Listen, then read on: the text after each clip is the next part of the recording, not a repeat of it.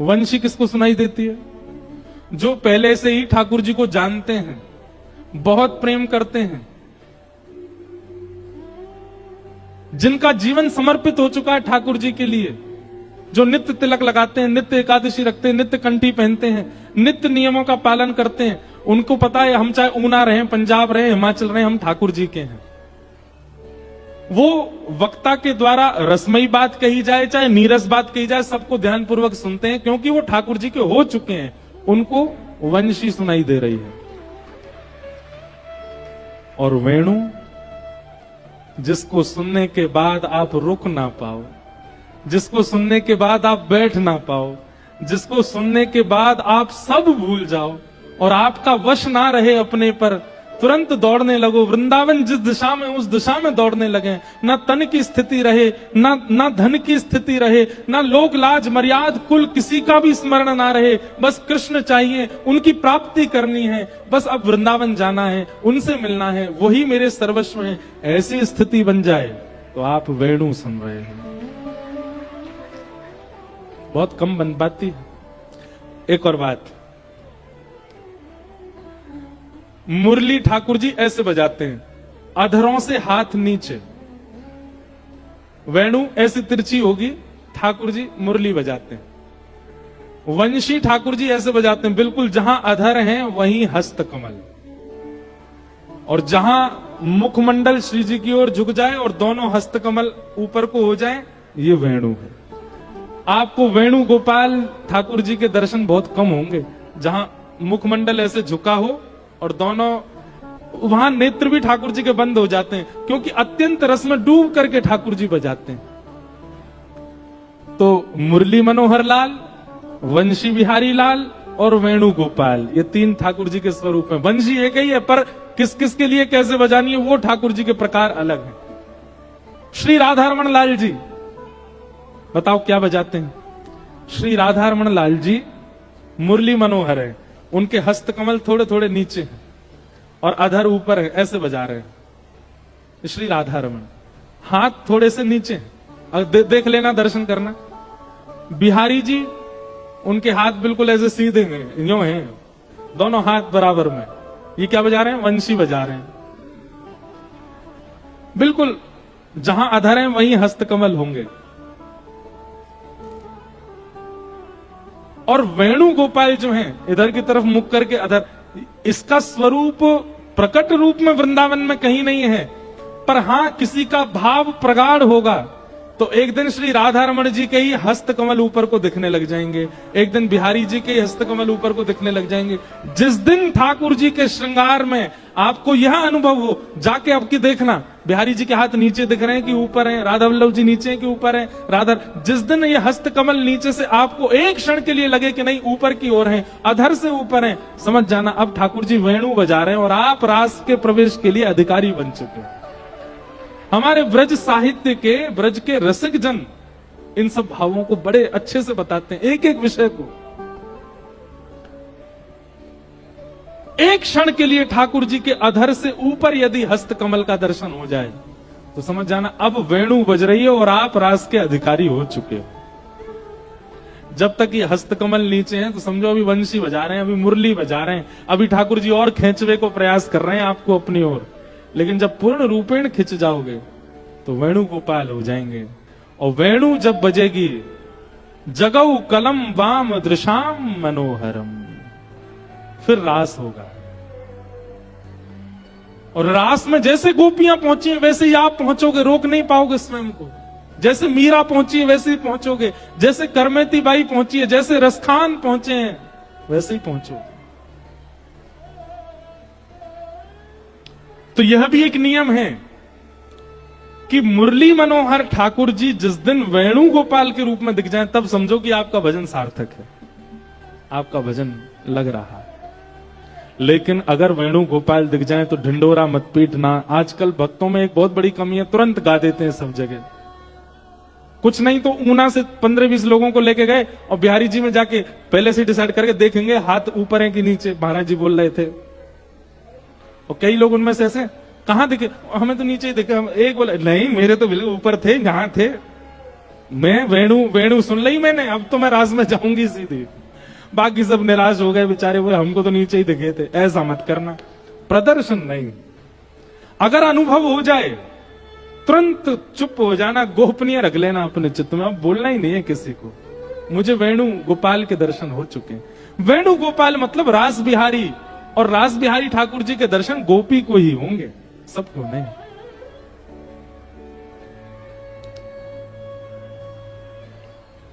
गोपियां सब दौड़ी, वेणु सुनते ही रोक नहीं पाई स्वयं को, दौड़ने लगी। जैसे ही पहुंची भगवान ने सबका स्वागत किया, पतिव्रता नारी के धर्म समझाने लगे, सबको वापस भेजने के लिए भगवान कई कई उपाय बताने लगे कि ये सब सुन सुना के थोड़ी डर जाएं, वापस चली जाएं। पर गोपियां डरने वालों में से नहीं थी। ठाकुर जी डरा रहे थे, तुम्हारा पतिव्रता धर्म टूट गया, अरे राम राम राम राम, अपने सास ससुर पति सबको छोड़ के आ गए।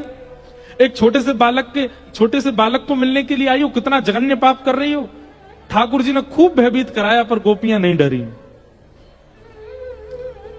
10 श्लोक भगवान ने कहे, तब गोपियां प्रणय गीत गाती हैं। मैवं भिवोर्हति भवान गदितुं नृशंसम्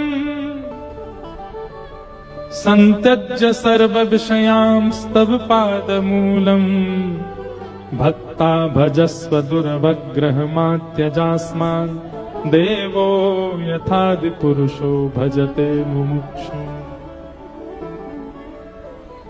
हे नाथ, बहुत सुंदर है प्रणय गीत। कभी वृंदावन में, और वैसे तो अब समय नहीं मिल पाता है, लेकिन कभी अकिंचन सत्र एक करेंगे और उसमें वेणु गीत, ये प्रणय गीत, बहुत अंतरंग चर्चा है, सबके समझ में आने वाली बातें नहीं है।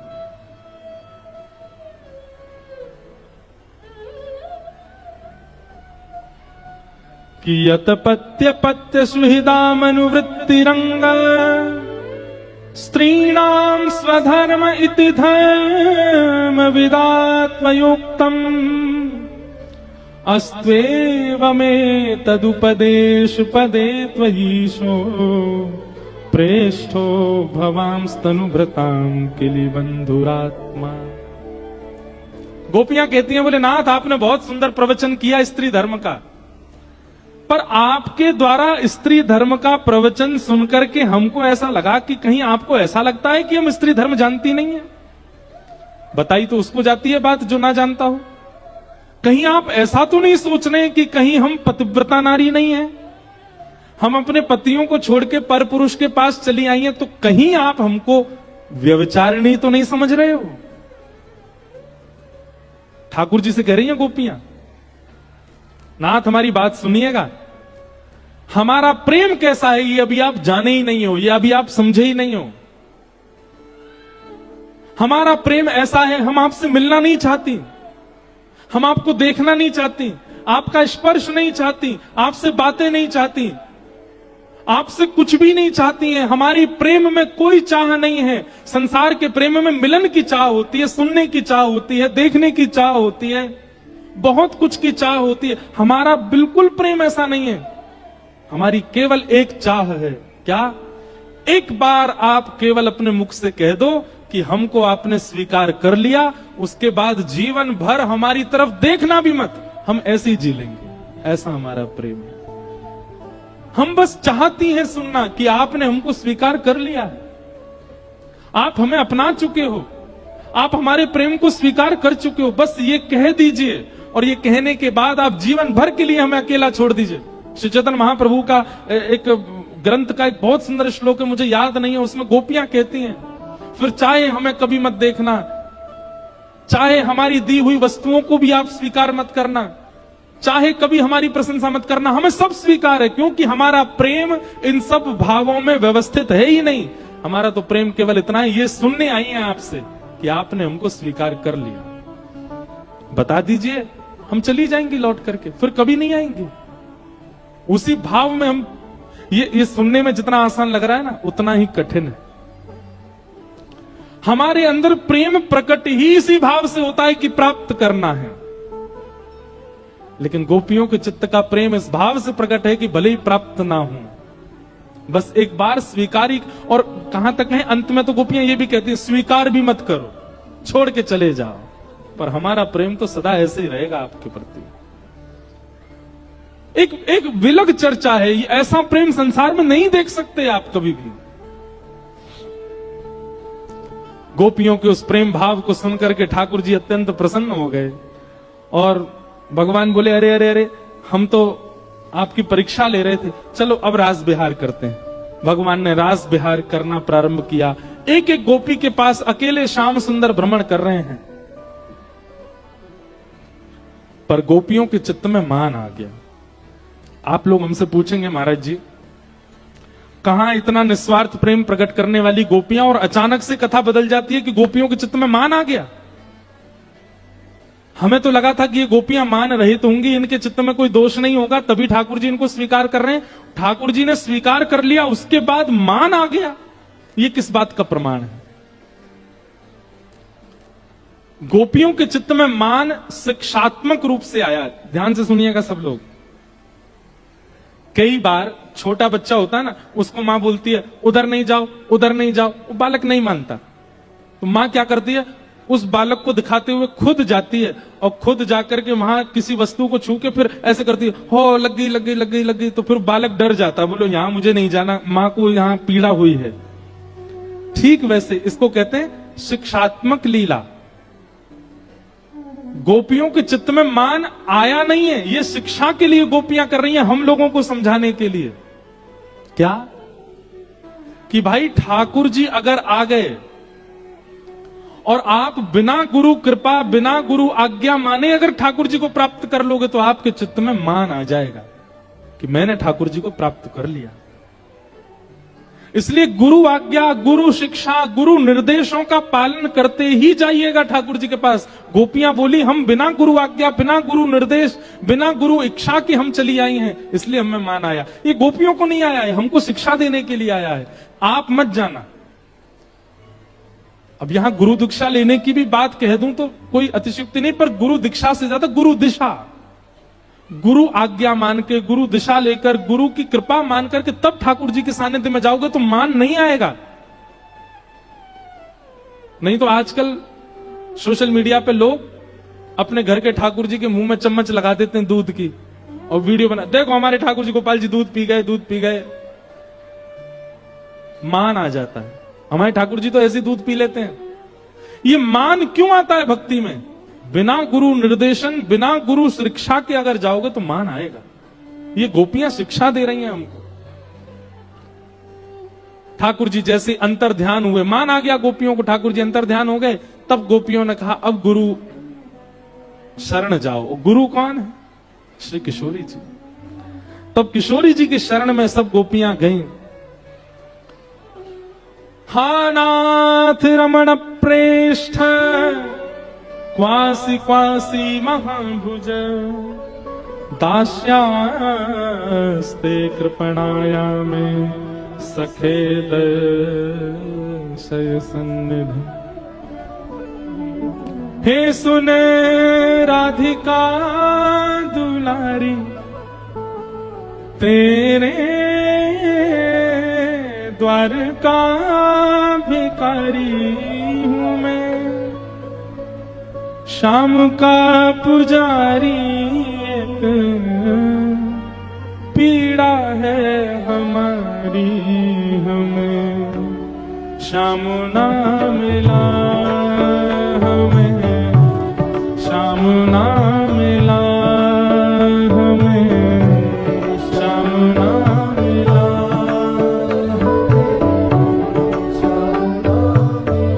सब गोपियां गा रही हैं, हम भी किशोरी जी का स्मरण करते हुए उनके चरणों में निवेदन करें। सुने राधिका दुलारी, सुने तेरे द्वार का भिखारी, तेरे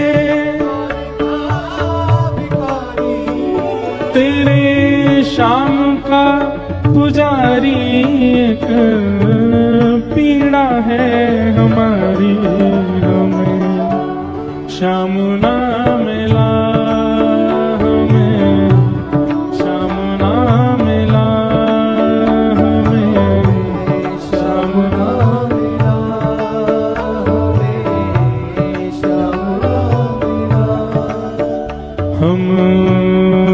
सोचते थे कान्हा कहीं कुंजन में होगा, सोचते थे कान्हा कहीं कुंजन में होगा। हम सोचते थे कान्हा कहीं कुंजन में होगा, सोचते थे कान्हा कहीं कुंजन में होगा। ओ अभी तो मिलन का हमने सुख नहीं भोगा,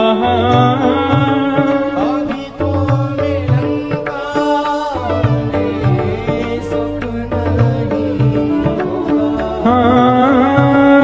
अभी तो मिलन का हमने सुख नहीं भोगा।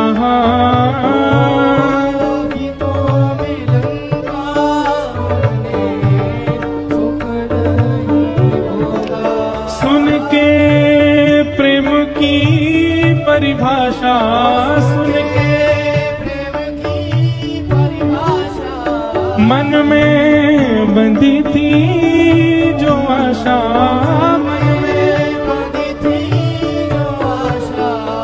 आशा हुई रे निराशा झूठी, दे गया दिलासा। श्याम ना मिला हमें, श्याम ना मिला हमें, श्याम ना मिला, श्याम ना मिला। हे सुने राधिका दुलारी, सुने राधिका दुलारी, तेरे द्वार का भिखारी, तेरे द्वार का भिखारी, तेरे श्याम का पुजारी। एक पीड़ा है हमारी, हमें श्याम ना मिला हमें, श्याम ना मिला हमें, श्याम ना मिला हमें, श्याम ना मिला। ओ हमें श्याम ना मिला हमें, श्याम ना मिला हमें, श्याम ना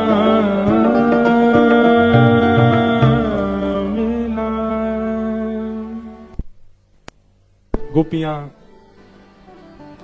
कृष्ण विरह में गाने लगी, गोपी गीत गा रही हैं। तब कथामृतम तप्त जीवन कभी विरीडितम कल्मषापहम श्रवण मंगलम श्रीमदाततम भुवि गृह्णन्ति ते भूरिदा जना। अनेक भाव गोपियों ने गोपी गीत में प्रकट किए। अंत में ठाकुर जी से कहती हैं, यत्ते सुजात चरणाम बुरुहम स्तनेषु भीता सनई प्रियदधि महि कर्कशेषु तेनाटवी मटसि तद्यततेन किंस्वित कूर्पादिभिर भ्रमतिभिर भवदायु शामना। गोपियों ने गोपी गीत गाया और इस गीत के गाते ही जैसे रुरुदुस्वस्वरम राजन कृष्ण दर्शन लालसा, तुरंत ठाकुर जी ताशा माभिर्भूत सौरी स्मयमाय मुखाम्भुज पीतांबर धरश रघवी साक्षान मनमथ मनमथ। ठाकुर जी वहीं प्रकट हो गए और प्रकट होकर के सब गोपियों का स्नेह स्वीकार किया। जितनी गोपियां थी अब ठाकुर जी ने उतने रूप धारण कर लिए और यमुना तट पर महारास किया। बहुत सूक्ष्म में मैंने सब भाव बता दिए हैं। क्योंकि विषय अभी बहुत दूर तक हमको जाना है, इसलिए हम क्रम ज्यादा विस्तार नहीं कर रहे हैं।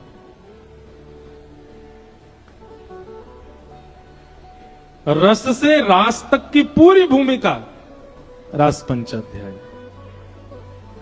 और इन पंच अध्यायों में जो जो गोपियों के साथ लीला हो रही है, वो लीला एक प्रेमी भक्त के साथ हो तो ही वो रास तक पहुंचेगा। अब इनमें क्या पूरा रास देखोगे ना आप, संयोग वियोग, संयोग वियोग, संयोग वियोग। सबसे पहले कहां से प्रारंभ हुआ? वियोग। आज शरद पूर्णिमा है, ठाकुर जी मिलेंगे, तभी वेणु का रव सुनाई दिया, संयोग। वेणु का रव होते ही और संयोग हो गया, ठाकुर जी के समीप पहुंच गए।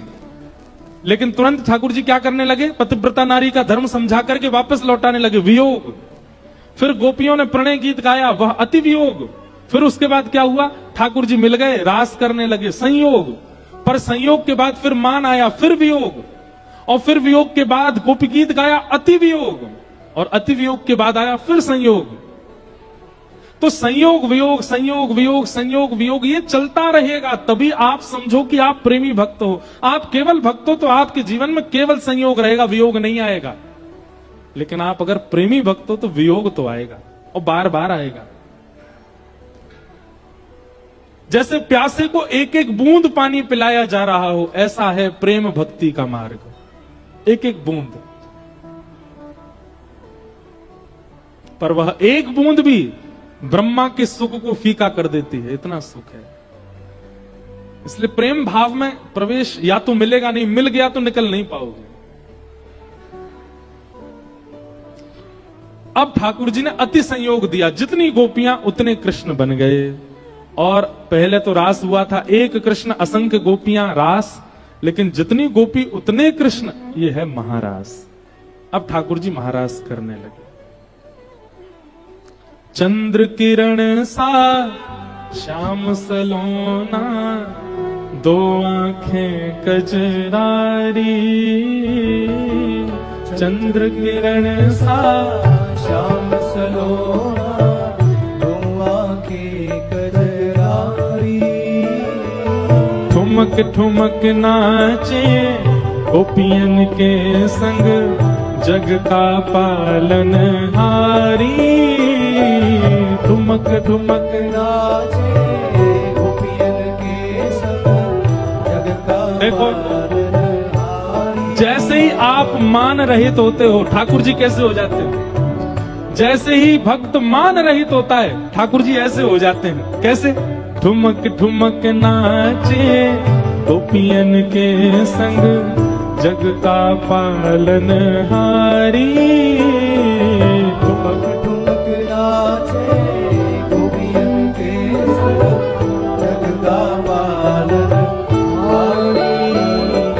रास बिहारी संग राधा सुकुमारी। रास बिहारी रास बिहारी संग राधा सुकुमारी। रास बिहारी संग राधा सुकुमारी। हाँ ब्रज में विराज रे, श्याम संग राधा नाचे रे। ओ श्याम संग राधा नाचे रे। आइए। ओ राधा नचे कृष्ण नचे, नचे गोपी जन। राधा नचे कृष्ण नचे, नचे गोपी जन। हे राधा नचे कृष्ण नचे, नचे गोपी जन। राधा नचे कृष्ण नचे, नचे गोपी जन। क्योंकि मन मेरा बन गया सखी रे पावन वृंदावन।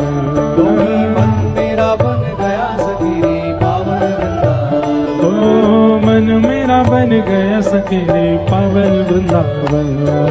मन मेरा बन गया सखी। मगरास राशेश्वर भगवान की।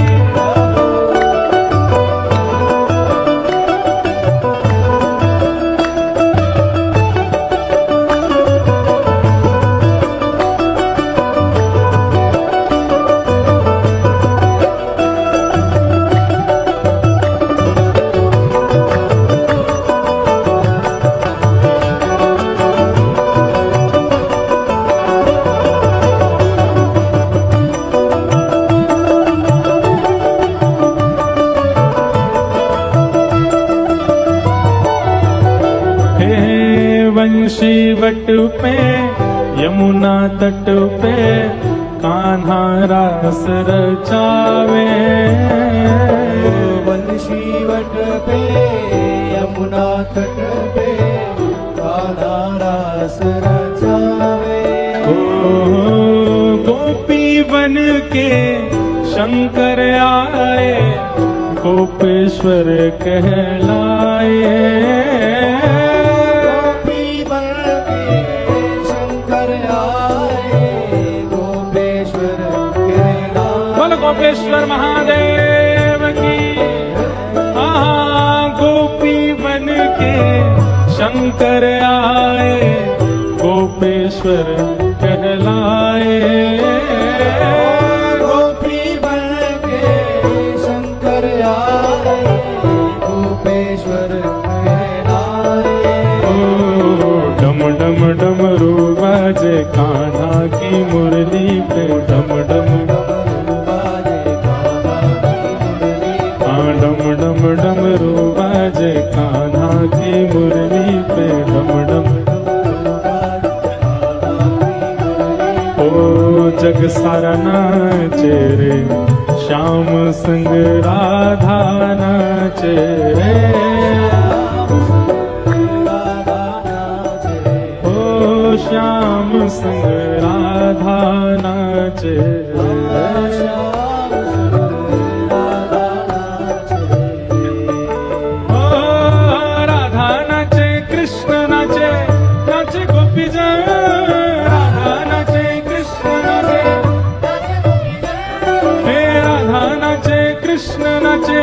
नाचे गोपी जन, राधा नाचे कृष्ण नाचे गोपी जन।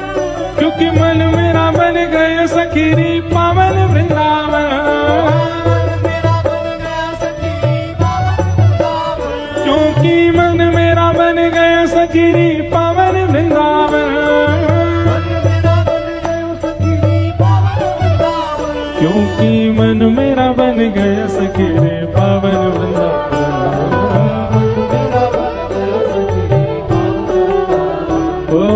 मन मेरा बन गया सखी रे पावन वृंदावन।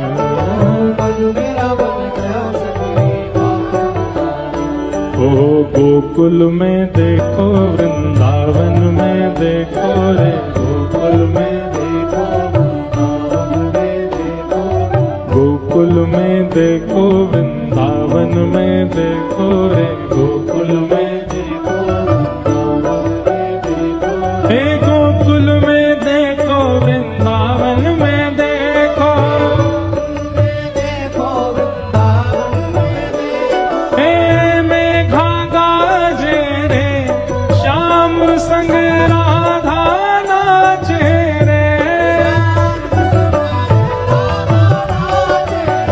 हे श्याम संग राधा नाचे रे।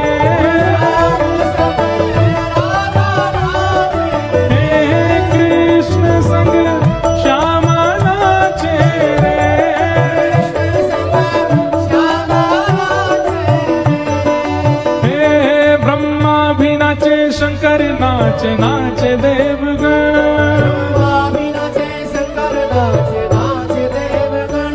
सूरज भी नाचे, चंदा नाचे, नाच तारागण।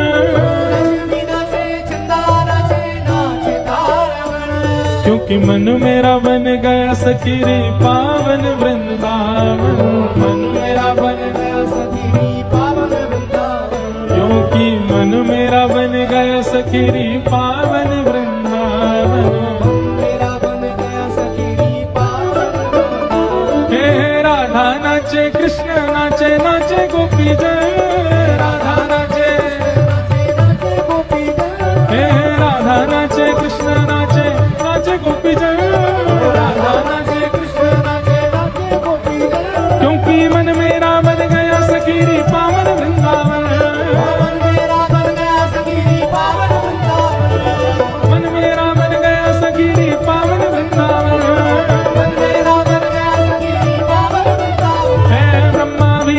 शंकर नाचे नाचे देवगण। यमुना भी नाचे, गंगा नाचे, नाचे नदी गण। जहाँ ऋषि भी नाचे, मुनि भी नाचे, नाचे संत जन। क्योंकि मन मेरा बन गया सखी पावन वृंदावन। क्योंकि मन मेरा बन गया सखी पावन वृंदावन। क्यों मन मेरा बन गया सखी पावन वृंदावन। हे वृंदावन मेरो वृंदावन। हे श्री वृंदावन प्यारो वृंदावन। हे श्री वृंदावन प्यारो वृंदावन। हे वृंदावन मेरो वृंदावन। हे श्री वृंदावन प्यारो वृंदावन। हे श्री वृंदावन मेरो वृंदावन। हे श्री वृंदावन प्यारो वृंदावन। श्री वृंदावन मेरो वृंदावन। बलराज राजेश्वर भगवान की जय। जय श्री राम। जय जय श्री राम। जय जय श्री राम।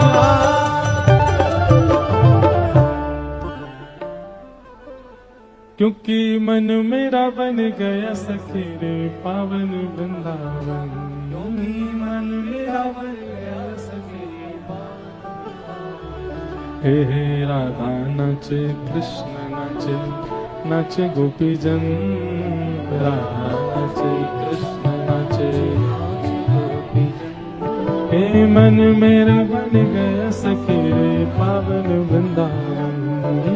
मन मेरा बन गया सखी रे पावन वृंदावन। बना लो मन को वृंदावन।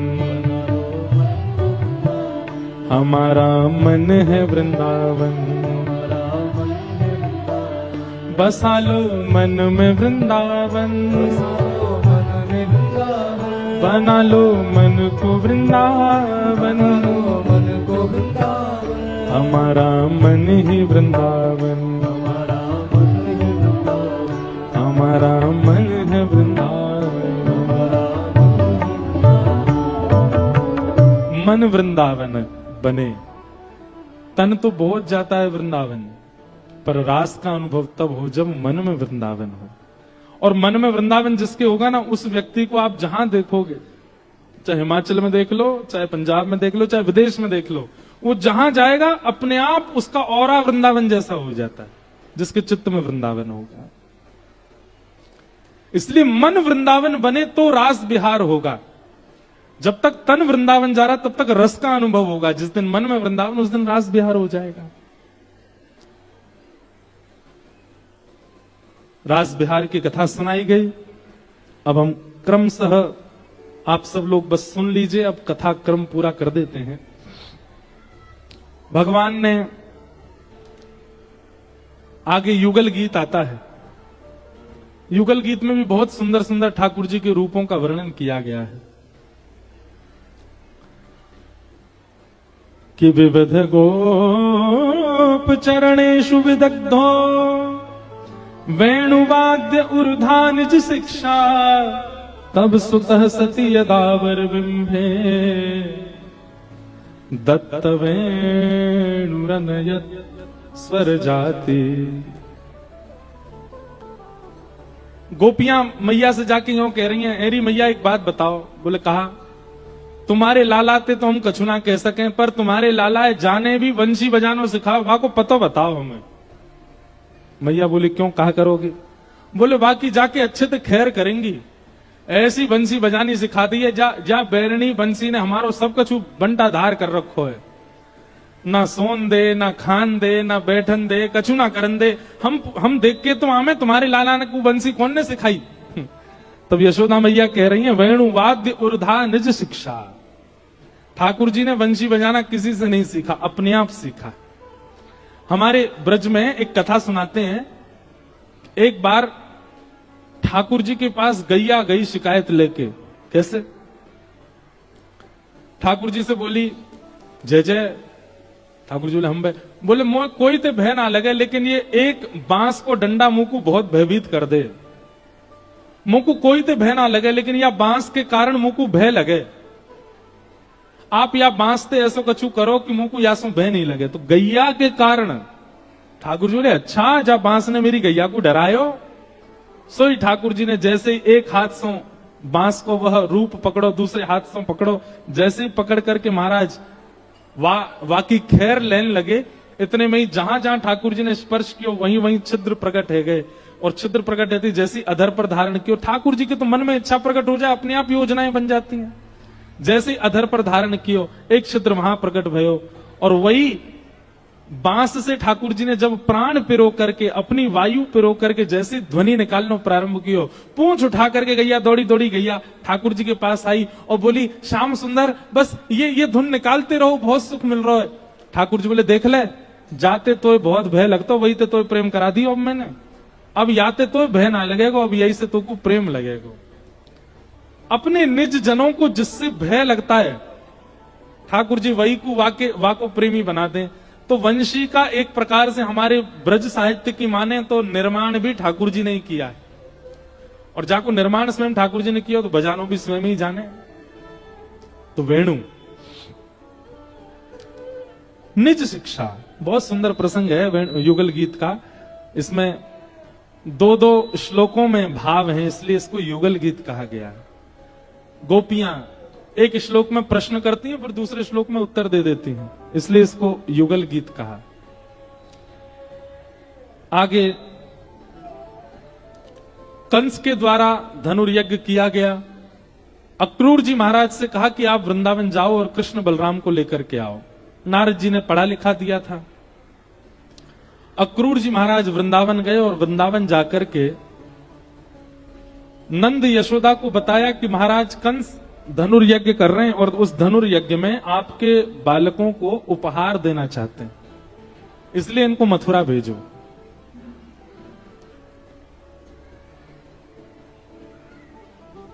भगवान मचल गए मथुरा जाने के लिए, क्योंकि यही एक उपाय है मथुरा जाने का, और तो जा नहीं सकते। ब्रजवासी अगर कह दें कि ठाकुर जी वृंदावन छोड़ना नहीं, तो ठाकुर जी जाएंगे नहीं। लेकिन ठाकुर जी ने ऐसी जिद करी, थोड़ी मचल गए, तो मैया भी मान गई। ठीक है लाला परसों आ जाइए। बोला हाँ मैं आ जाऊंगा। और श्री ठाकुर जी मथुरा प्रस्थान कर गए। ब्रजवासी सब बाट निहारते रहे, देखते रहे, ठाकुर जी लौट करके नहीं आए। मथुरा जाकर के भगवान ने कुबलिया पीड़ हाथी का उद्धार किया, कुब्जा का उद्धार किया, दर्जी का उद्धार किया, धोबी का उद्धार किया, अनेक माली का उद्धार किया। सबकी कथाएं बताई गई। रणभूमि में प्रवेश करने से पूर्व ठाकुर जी ने धनुष भंजन किया। महादेव के द्वारा एक धनुष प्रदत्त था कंस को, और कंस ने कहा था कि इस धनुष को जो तोड़ेगा वही तुमको मारेगा। भगवान ने जाकर के उस धनुष को तोड़ दिया। धनुष क्या है बंधु? अभिमान। जब तक ये बचा हुआ है तब तुमको लगेगा कि तुमको कोई हरा नहीं सकता, लेकिन जिस दिन तुम्हारा मान तोड़ने वाला आ जाएगा उसी दिन तुम्हारा नाश प्रारंभ है। जिसकी क्रिया से, जिसकी उपस्थिति से, जिसके वचनों से आपका मान टूटने लग जाए, समझ जाना वही उद्धार करेगा आपका, नेगेटिव वे में भी पॉजिटिव वे में भी। किसी संत की वाणी सुन करके आपका मान टूटने लग जाए तो भी समझ जाना यही उद्धार करेंगे हमारा, इन्होंने हमारा मान तोड़ दिया। और पॉजिटिव वे में, नेगेटिव वे में अगर कोई संत नहीं है, कोई व्यक्ति आपसे ज्यादा श्रेष्ठ बन के आपका मान तोड़े, तो समझना वही आपको, आपके मान के कारण आपको, आपका उद्धार करेगा। मान तोड़ने वाला ही उद्धार करता है। भगवान ने मान तोड़ दिया। कंस घबरा गया, अब मेरी मृत्यु आ गई। भीतर प्रवेश करके भगवान ने बड़े बड़े मल्लों को मारा, और मल्ल युद्ध करने के बाद महाराज कंस के ऊपर, जहां 50 सीढ़ी ऊपर सिंहासन पर बैठे थे, एक छलांग मार करके ठाकुर जी पहुंच गए उसके पास। और विशाल विकराल स्वरूप था कंस का। छोटे से हमारे साथ 11 वर्ष के ठाकुर जी हैं। ठाकुर जी ने दोनों भुजाओं से कंस को उठाया और उठा करके ऐसे नीचे फेंक दिया जैसे कोई बालक रुई उठा लेता है, ऐसे ठाकुर जी ने उठा करके नीचे पटक दिया। सब मथुरा वाली लोग पहले तो हक्का बक्का रह गए, ये कैसे हो सकता है। लेकिन ठाकुर जी ने जैसे ही पादप प्रहार किया कंस के वक्ष पर, और कंस ने इस पर कोई प्रतिक्रिया नहीं की, तो सबको विश्वास हो गया कि अब ये मर गया। तब सबने खूब ताली बजाई, ठाकुर जी को अपनी गोद में उठा लिया, नाचने लगे, उत्सव मनाने लगे। कंस मर्दन गोपाल की जय। खूब उत्सव मनाया। ठाकुर जी ने कारागृह में जाकर के देवकी मैया वसुदेव जी को मुक्त किया। तत्पश्चात उग्रसेन नाना जी को राज्य गद्दी पर बिठाया, कंस के पिताजी को, और भगवान स्वयं सांदीपनी गुरुकुल अध्ययन के लिए चले गए। सांदीपनी उपाध्याय के यहां अध्ययन करने पर भगवान को सुदामा नाम के मित्र प्राप्त हुए। भगवान कुछ दिन अध्ययन के बाद लौटे। ब्रज की बहुत याद आ रही थी। उद्धव जी को भेजा, जाओ ब्रजवासियों की सुध लेकर के आओ। उद्धव जी महाराज ज्ञान के अग्रगण्य थे, ज्ञानी बहुत थे। वृष्णि नाम प्रवरो मंत्री कृष्णस्य दयित सखा शिष्यो बृहस्पतिर साक्षात उद्धवो बुद्धि सत्तम। उद्धव जी महाराज बहुत तीव्र बुद्धि वाले थे, लेकिन उनके चित्त में प्रेम नहीं था, भक्ति नहीं थी। भगवान ने उद्धव को ही चुना। अब देखो यहां एक बहुत समझने वाली बात है। ठाकुर जी चाहते तो अक्रूर जी को भेज देते, अक्रूर जी तो पहले जा भी चुके थे वृंदावन। ठाकुर जी चाहते तो बलराम जी को भेज देते, किसी और को भेज देते। उद्धव को ही क्यों चुना? क्योंकि उद्धव के पास ज्ञान की जड़ता है, और जड़ को चैतन्य प्रेम बनाता है। भगवान चाहते हैं कि द्वारिका लीला में मुझे किसी ना किसी रूप में ब्रज का दर्शन हो। उसके लिए ठाकुर जी ने उद्धव को चुना। बोले ज्ञानी पूरा है, बस इसको प्रेमी बनाना है। तब भगवान ने उद्धव से कहा तुम जाओ ब्रज। उद्धव जी महाराज ब्रज गए, कह के गए थे शाम को आ जाऊंगा वापस। 6 महीना बाद लौट के गए। 6 महीना में ब्रज की गोपांगनाओं ने, ब्रजवासियों ने और हमारी किशोरी जी ने ऐसा पाठ पढ़ाया उद्धव जी को, उनका ज्ञान चैतन्य हो गया। उद्धव जी लौट करके आए। उनकी स्थिति देख करके ठाकुर जी अति प्रसन्न हो गए, हृदय से लगा लिया और कहा अब द्वारिका लीला में मुझे सुख मिलेगा। जब भी वृंदावन की याद आएगी मैं उद्धव को देख लूंगा, तो लगेगा चलता फिरता ब्रज मेरे साथ चल रहा है। मतलब उद्धव के तन को वृंदावन भेज के उद्धव के मन में वृंदावन को बुला लिया ठाकुर जी ने। अब जब भी ठाकुर जी को एकांत बैठना होता है ना द्वारिका में, उद्धव का हाथ पकड़ते हैं, अकेले में ले जाते हैं समुद्र के तट पर, अटारी पर, कहीं छत पर, कहीं एकांत में, फिर उद्धव के साथ बैठे रहते हैं। क्यों? उद्धव कोई और चर्चा नहीं करता, केवल प्रेम की चर्चा करता है, केवल भाव की चर्चा करता है, वृंदावन की चर्चा करता है। कितना प्रेम है वृंदावन जिनके चित्त में हो, उनसे ठाकुर जी को। पूरा दिन ठाकुर जी सबको देते हैं, लेकिन अपना एकांत ठाकुर जी उद्धव को देते हैं। हमसे अगर पूछा जाए तो ठाकुर जी के सखाओं में सर्वश्रेष्ठ कौन है, तो उद्धव बहुत श्रेष्ठ है। क्यों? अर्जुन नहीं है। अर्जुन ठाकुर जी का विद्यार्थी है, उद्धव हमारी श्यामा जी का विद्यार्थी है, किशोरी जी का विद्यार्थी है। अर्जुन के ज्ञान में निपुणता दिखती है। अर्जुनात अर्जुन, जो अर्जन करना जानता है उसको अर्जुन कहते हैं। लेकिन उद्धव के प्रेम में कोई ज्ञान की परत नहीं है, कोई वैराग्य की परत नहीं है, स्वच्छंद प्रेम है उद्धव का। अद्भुत है उद्धव कृष्ण संवाद, उद्धव गोपी संवाद, सबको हम प्रणाम करते हैं। जरासंध ने मथुरा पर चढ़ाई कर दी, भगवान ने 17 बार हरा दिया। 18वीं बार ब्राह्मणों की अनुष्ठान करवा करके आया।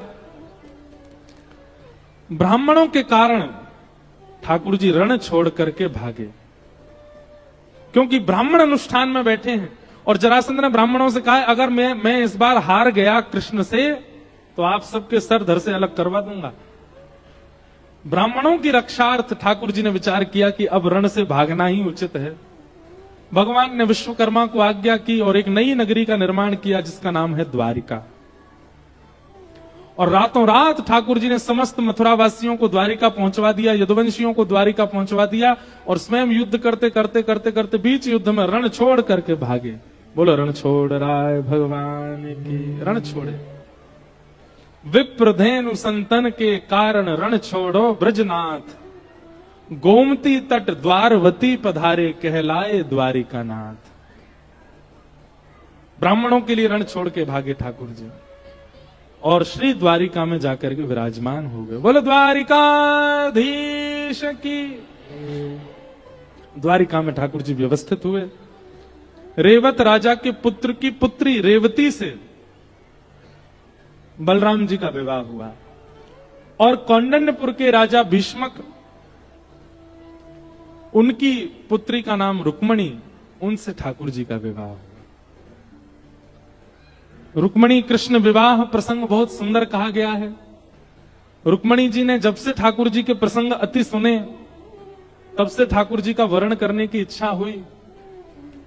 पत्र लिख करके ठाकुर जी को भेजा कि श्रुत्वा गुणान भुवन सुंदर शृण्वतां ते, निर्विश्य कर्ण विवरै हरतोंगतापम, रूपम दृशां दृशिमताम अखिलार्थलाभम, त्वय्यच्युता विशति चित्रम पत्रपम में।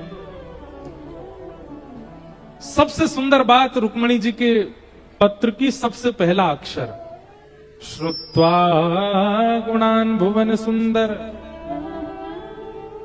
श्रुत्वा 9 भक्ति हैं बंधुओं। कितनी भक्ति हैं? 9। श्रवणम कीर्तनम विष्णु स्मरणम पाद सेवनम अर्चनम वंदनम दास्यम सख्य आत्मनिवेदनम, ये 9 भक्ति है। नवदा भक्ति का प्रारंभ कहां से होता है? श्रवणम, श्रवण भक्ति। ठाकुर जी को प्राप्त करने के लिए 9 सीढ़ियां चढ़नी पड़ेंगी। उसमें सबसे पहली सीढ़ी है श्रवण। अगर आपकी श्रवण में रुचि नहीं है, कैसी रुचि होनी चाहिए पता है? श्रवण में बहुत तेज नींद आ रही है, बहुत तेज भूख लग रही है, किसी कार्य के प्रति आप अत्यंत तीव्रता से जा रहे हो और अचानक कोई आकर के कह दे, अरे भाई वहां प्रवचन चल रहे हैं, महाराज जी आए हैं, इंद्रेश जी आए हैं, वो आए हैं, चलो सुनने चल रहे हैं, तुरंत आप बोलो भोजन बाद में, पहले सुन लें। ऐसी रुचि जब श्रवण के प्रति बढ़ती है तो 8 भक्ति जो और हैं वो करनी नहीं पड़ती, अपने आप आ जाती। श्रवण भक्ति बीजारोपण है और बीजारोपण यदि अच्छा हो गया तो वृक्ष सुंदर निकलेगा, फलित होगा, पुष्पित होगा, घना होगा। कल हम एक जगह गए थे पहाड़ों में, हमीरपुर। वहां जब गए तो वहां एक जगह पे हमको लोग बोले, महाराज जी हम लोगों से खूब कहते हैं 6 बजे से सत्संग होता है मंगलवार को, कल मंगलवार था ना, 6 बजे से सत्संग होता है, 7 से 8 कीर्तन होता है और 8 से 10 पंगत होती है। मैंने कहा अच्छा। बोले महाराज जी 6 से पौने 8 बजे तक एक आदमी नहीं आता। और बोले पौने 8 बजे इतनी भीड़ आती है, इधर से उधर से, यहां से वहां से, पूरे हमारे हॉल भर जाते हैं। क्यों? 8 बजे पंगत है। बोले आप बोल के जाओ सत्संग में रुचि बने लोगों की। और वहां हम किसी को ऐसे प्रवचन तो नहीं किए, पर हम सब लोगों को एक बात से प्रमाणित करना चाह रहे थे। मैंने कि भाई सत्संग की रुचि देखनी है तो हमारे राधा कृष्ण मंदिर ऊना में आके देखो। मैंने कहा यहां लोग देखो। अब मुझे पता नहीं है कि आप पहले ही पाके बैठते हो कि सुनने के बाद पाते हो, वो तो भगवान जाने। लेकिन हाँ एक बात तो प्रमाणित है, पाके बैठोगे तो झपकी तो आएगी थोड़ी बहुत। झपकते भी नहीं तो इसका मतलब पाके बैठते हो लेकिन कम पाते हो, हैं जगह छोड़ते हो। कथा भी पानी है ना, लेकिन आप सब लोग तत्पर होके बैठते हो। तो हमने कहा भाई लोगों को बताओ, देखो वहां कैसे कथा सुनते हैं लोग। एक भले बीच में कुछ लोग उठते हैं, उठ के जाते हैं, लांगते फलांगते हुए चले जाते हैं। अब किसकी क्या मजबूरी हमको क्या पता, पर रुचि तो है कथा के प्रति ऊना वालों में। इसलिए ऊना वाले श्रेष्ठ हैं, धन्य हैं। हमारे महाराज जी का परिकर भी बहुत बढ़िया है, सब सुनने वाले श्रोता हैं, बस समझ में नहीं आता होगा लेकिन सुनते हैं। और तत्परता रखते हैं। सर्दियों में हमको पंखा कूलर की आवाज बहुत आती थी, वो गर्मियों में जब कथा करते थे, हमने की सर्दियों में करेंगे तो ये झालरों की बहुत आवाज आई है, ये झर्र होती थी, मैं कहती परसा हो रही है क्या ऊपर से। और फिर पंगत वालों की आवाज भी तो थी, लेकिन ठीक है, आनंद आया खूब।